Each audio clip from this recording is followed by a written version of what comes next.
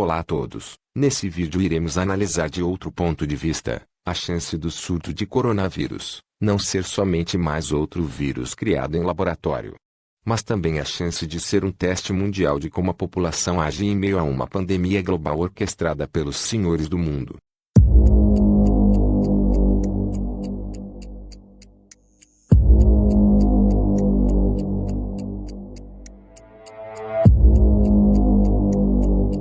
E as bolsas de valores em todo o mundo voltaram a reagir negativamente a esse surto do coronavírus. Londres, Tóquio e Frankfurt fecharam em baixa hoje. O índice Dow Jones patinou durante todo o dia, mas se recuperou no fechamento. Aqui no Brasil também foi assim. O índice Bovespa abriu o dia em queda e chegou a perder 2.500 pontos na mínima do dia. Primeiro precisamos entender que a China é o maior exportador de peças, componentes e produtos acabados do mundo. Muitos países dependem dessa superpotência.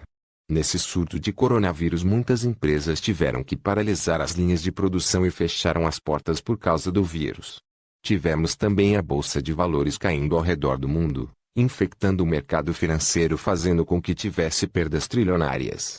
Isso nos mostra que as nações dependentes de uma única nação ficam vulneráveis. Isso nos revelou também que a disputa econômica, a briga pela bolsa de valores, enquanto for uma disputa entre nações individualistas, todos pagam havendo um colapso do país líder.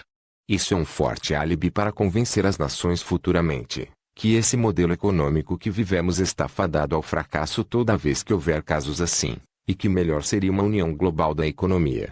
É notável uma crise mundial próxima, e a causa disso ser uma pandemia, não seria impossível. Vale lembrar que o vírus é menos letal que as outras pandemias que houve no mundo. E qual seria o maior laboratório gigante com o número de população perfeito e onde o aparato tecnológico de monitoramento é gigantesco, e a vigilância é total, crédito social, diretrizes rígidas na internet e redes sociais? A China, com certeza. Por onde ela vai, o Yong Haiyou é seguida. O que ela compra, como ela se comporta é monitorado e contado para mostrar como ela é responsável e confiável. É chamado sistema de crédito social. Em uma versão agora sendo testada, a reputação de uma pessoa é pontuada em uma escala de 350 a 950. Em Haiyou, com uma boa pontuação de 752, está bem com isso. Na verdade, a maioria das pessoas estão. É um mecanismo como empurra você para se tornar um cidadão melhor. É grande dados encontrando Big Brother. Expandindo como o governo monitora, entende e finalmente controla seus 1,4 bilhões de cidadãos. Graças aos avanços na inteligência artificial e no reconhecimento facial, e uma rede de mais de 2 milhões de câmeras de vigilância, as pessoas não se incomodam por preocupações com a privacidade. Pensamos que essas muitas câmeras mantêm a segurança. É muito bom, nós podemos aceitar. Empresas estão experimentando os algoritmos para ajudar o governo a criar o novo Sistema Nacional de Crédito. O governo também tem projetos piloto. Em um, os cidadãos são obrigados a fazer horas de trabalho não remunerado, a fim de obter benefícios. E as pontuações são reduzidas, por exemplo, por jogar lixo na rua, um quintal bagunçado, fofocas e até atravessar a rua ilegalmente. Vídeos dos ofensores são mostrados nas notícias locais. E coletores de informações, like Joe Ali, são pagos para informar sobre seus vizinhos. Sua cota, 10 entradas por mês. Como o homem que carregava uma pessoa bêbada para casa, uma boa ação, diz ela. Um bom crédito social é recompensado com vantagens como empréstimos baratos e promoções de viagens. Mas uma pontuação ruim significa vergonha pública e pior. Jiang Jae-jun perdeu um processo judicial e não pagou. Agora ele está na lista negra do governo. Não posso comprar passagem de avião ou trem, ele diz, e a lista continua. Ser desacreditado dificulta conseguir um emprego ou colocar a criança nas melhores escolas. O sistema de crédito social será lançado em todo o país no próximo ano, e poucos aqui estão dispostos a criticá-lo. Algo que pode representar um risco em si, por uma pontuação ruim e a vida que vem com ela. A China é um ideal ambiente para analisar como a população agiria em situações extremas. O poder de colher dados e informações da superpotência chinesa é enorme. A vigilância é total. Eu acredito que seja tanto economicamente, como sobrevivência da população. O Facebook, sendo uma rede social, já consegue prever comportamento humano, gostos e perfis de cada usuário, e fazer previsões comportamentais. A China já possui um sistema eficaz e cruel da natalidade, controle físico. O controle digital é mais fácil. Imagine o poder chinês sobre a informação. Outro fato curioso é o crescimento grande do público em busca de sobrevivência na internet, estoque de comidas e grãos. O crescimento de canais de sobrevivência também é notável. Ouçam esse áudio até o fim, onde um profissional da comunicação há 33 anos ele fala sobre o uso da mídia em mudar as massas, fala sobre a reunião de Davos, e pontos que chamam a atenção sobre o coronavírus e o epicentro do vírus. O vídeo completo deixarei na descrição do vídeo para que esse vídeo não fique muito longo, eu fico por aqui. Muito bem, como eu entendo o coronavírus, trazendo para a nossa realidade, a realidade na qual eu trabalho, que é com comunicação. É interessante notar que sempre esses eventos de coronavírus, SARS, gripe H1N1, a gripe das galinhas, do frango, a gripe suína e outras, por uma coincidência, elas sempre acontecem depois da reunião de Davos. A reunião de Davos, ela começou a surgir em 1970. E eu entendo a questão do coronavírus como parte é um elemento de um grande tabuleiro para entender, na visão dos que comandam, do andar de cima, como regular e equilibrar esse tabuleiro. Trabalho com comunicação há 33 anos. Eu quero usar a Rede Globo de televisão como um exemplo brasileiro de regulação e entendimento das massas. É um quarto ponto. Uma coisa que eu quero dizer a respeito, por exemplo, da Rede Globo de televisão, é que no início da Rede Globo de televisão não era para ser o que é hoje. Foi uma ideia de um empresário, Roberto Marinho, que decidiu ter uma emissora de televisão para controle local da política e da economia local do Rio de Janeiro. Diante disso, a Rede Globo de televisão poderia ser outra emissora, no meu pensamento, mas os senhores do mundo, do andar de cima, viram na Rede Globo de televisão uma ferramenta importante para controle desse tabuleiro, para equilibrar esse tabuleiro, para regulação desse tabuleiro, especialmente no maior país da América do Sul, que é o Brasil. Então, a Time Life veio e comprou o poder da Rede Globo de televisão, que não tinha poder nenhum na época, e fez com que o Roberto Marinho, doutor Roberto Marinho, então, se rendesse aí ao poder, à política, injetando mais dinheiro na Rede Globo de televisão, onde 3 cavaleiros ali, que eu chamo do Apocalipse, fizeram o que a Rede Globo de televisão foi e é, e continua com uma certa dose, mas ainda continua com uma parcela muito grande de controle do entendimento, né? Essas 3 pessoas na Rede Globo de televisão foram José Bonifácio de Oliveira Sobrinho Boni, que ficou responsável pela produção dos programas. A parte de costurar esses programas na grade de programação ficou por conta de Walter Clark, que foi um cara que era especializado em grade de programação. Ele sabia costurar muito bem um programa e outro. E a parte financeira com a Time Life ficou por conta de um americano que veio para o Brasil, onde ele escreveu um livro, Meu Capítulo na Rede Globo de televisão, que é Joy Wallach. Ele é o testa de ferro americano que justamente cuidou da parte financeira da Globo. Então era um tripé: questão financeira, programação e produção. É muito importante esse entendimento de Rede Globo de televisão para a gente entender todo o contexto, que eu tenho aqui são 25 pontos que eu levantei em relação a essa questão do coronavírus. Então eu estou no ponto de número 4 ainda. Então a Rede Globo de televisão serviu como uma grande ferramenta para regulação e entendimento da audiência. A Rede Globo de televisão, através dos seus profissionais, foi responsável de trazer o entendimento para eles de como age a massa, de como se constrói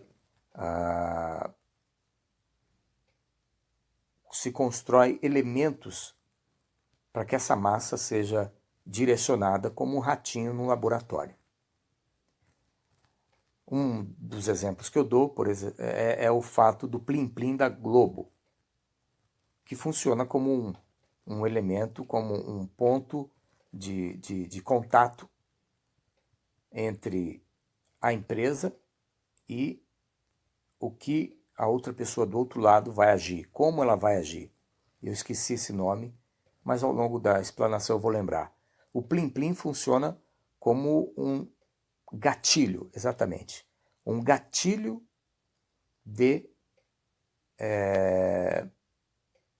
onde a pessoa ela exerce uma resposta. Então, dá o gatilho, a pessoa tem uma resposta. Dá outro gatilho, a pessoa tem outra resposta. O plim-plim é um exemplo clássico de gatilho onde a pessoa reage. Então, veio o plim-plim, está indo para o comercial. Veio o plim-plim, voltou do comercial. Isso não é à toa. A Rede Globo de televisão foi responsável também pela métrica de como usar a pesquisa para amarrar toda essa programação feita pelo Walter Clark para controlar, então, a audiência. A audiência da Rede Globo de televisão, ela não se baseia apenas em um programa de TV. Todos os programas têm um conceito para que eles, amarrados, possam dar uma audiência média, que é o que interessa. A Rede Globo de televisão chegou a ter 80% da audiência do Brasil. Guarde bem este número, 80%. 80% de regulação, 80% de entendimento. Então, esse contexto todo desse regular e equilibrar esse tabuleiro e entender como você regula e você manipula com gatilhos é que fazem o resultado final. Assim como a Rede Globo de televisão é no Brasil, eu imagino o planeta Terra também.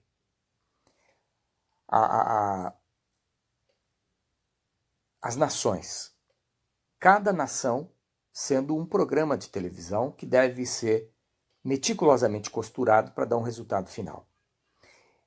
O aspecto 5 que eu quero colocar agora, o 4 era a Rede Globo, o 5 é o seguinte. É interessante notar que as mercadorias do mundo elas estão passando por um tipo de regulação. As mercadorias, eu estava assistindo um vídeo esse dia pela internet, essas pessoas que viajam pela internet, elas costumam mostrar os preços dos produtos nos mercados e mostrar no YouTube. E eu tenho notado que os preços estão se aproximando. Uma Coca-Cola, um Nutella, ele está se igualando aos preços aqui do Brasil, por exemplo. Uma Nutella lá no Irã, eu estava vendo um vídeo esses dias, ela é quase o mesmo preço em real da Nutella daqui do Brasil. O que eu quero dizer com isso é que as mercadorias, nesse ponto 5, elas precisam ser commodities. É isso que eu quero chegar. O arroz é commodity, o feijão é commodity, o açúcar é commodity, a farinha é commodity, tudo é commodity. Então, o câmbio ele está sendo usado para que os preços sejam praticamente iguais. Isso vai ser em todo mundo. É preciso ter essa regulamentação no pensamento deles. Bom, pensando nisso, nesse tipo de regulamento, eu parto para o ponto número 6, desse raciocínio longo, que é o seguinte. Qual é, de todas as nações, aquela que tem o melhor lugar para exercitar esse controle, esse entendimento de como a massa age, essa regulação, se não a China? A China, ela tem mais de 1 bilhão e 300 milhões de pessoas num lugar só. Então a China é o lugar ideal para exercitar o controle, equilibrar o tabuleiro, regular e ver para onde as pessoas fazem, o que as pessoas fazem, melhor dizendo, para onde elas vão. Aliás, o 7º ponto foi na China que começou a ideia de controle de natalidade pelo governo. Em 1970, lembrando, foi o advento das reuniões de Davos. Você pesquisar, você vai ver que na década de 70, as reuniões de Davos, ou Davos, começaram a existir, com os senhores do mundo se reunindo. Tanto abertamente quanto fechado. A gente sabe disso. Muito bem. E exatamente em 1970, a China começou a limitar, com a política do filho único, o nascimento de crianças. 1970. China, grande tabuleiro de entendimento de como é feita a métrica, a regulação. Em 1970, então, no governo chinês, começou a regulação e a limitação dos nascimentos com a política do filho único. Agora, a única cidade, dentro das minhas pesquisas, que ficou fora dessa regulação é uma província chamada de Hunan. Bom, é importante esse dado também. A província de Hunan foi a única que ficou fora da política do filho único. Por que será? Bom, a política do filho único, ela causou um desequilíbrio, porque as famílias, elas preferiam o quê? Ter homens do que mulheres. Então toda mulher que era detectada grávida e que dentro do seu ventre era uma mulher, veja que na década de 70 e posteriormente ainda não existia essa tecnologia de ultrassom, ainda era muito incipiente. O que acontecia? Quando nascia a mulher, essas mulheres eram mortas e abortadas porque eram do sexo feminino.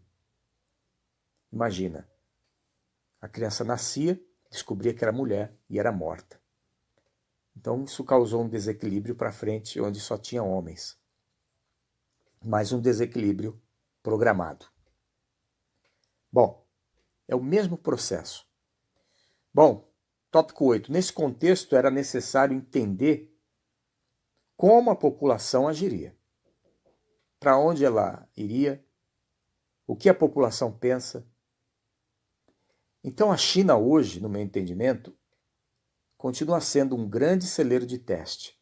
E pode ver, as ultratecnologias, o 5G, Huawei, nós temos vários exemplos vindos da China para entendimento de controle, manipulação, as câmeras, a biometria, tudo.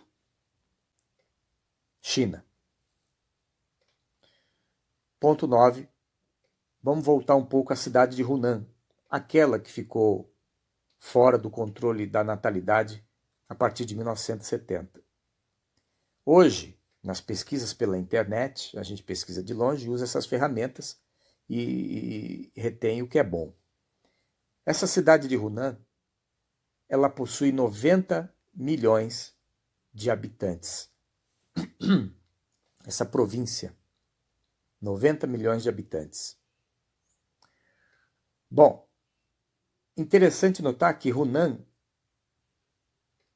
tem um rio muito importante, e rio acima, pode ver pelo mapa, existe uma outra cidade chamada Wuhan. Uma é Hunan, com H, aqui abrasileirando em português, Hunan. A outra, rio acima, é Wuhan, com W. Ok? Quem ficou de fora do censo, do controle de natalidade, foi Hunan, com H. Mas rio acima, existe outra cidade chamada Hunan, ou Wuhan, com W. Atenção, meu pensamento. Sempre rio acima. Rio acima, de onde vieram os supostos mosquitos da febre amarela? Rio acima. Lembra? Cantareira, Alto da Cantareira, rio acima, Atibaia, rio acima. Lembra? Falta de água, onde vai buscar água? Rio acima. Por que rio acima, rio acima? Bom, Wuhan fica rio acima da cidade de Hunan, aquela que tem 90 milhões de moradores hoje. É de lá, da cidade rio acima de Wuhan, que começam a surgir os problemas do coronavírus. Interessante, né? Sempre rio acima. Bom, Wuhan está sendo o epicentro de onde o vírus corona foi, para mim, transformado. Assim como os mosquitos também. É preciso saber, ponto 10, como uma população de 90 milhões de pessoas, que é no caso de Hunan com H, e uma cidade de Wuhan com W, de 11 milhões, do tamanho de uma cidade de São Paulo, como uma população dessa agiria com o anúncio de que o coronavírus está matando as pessoas.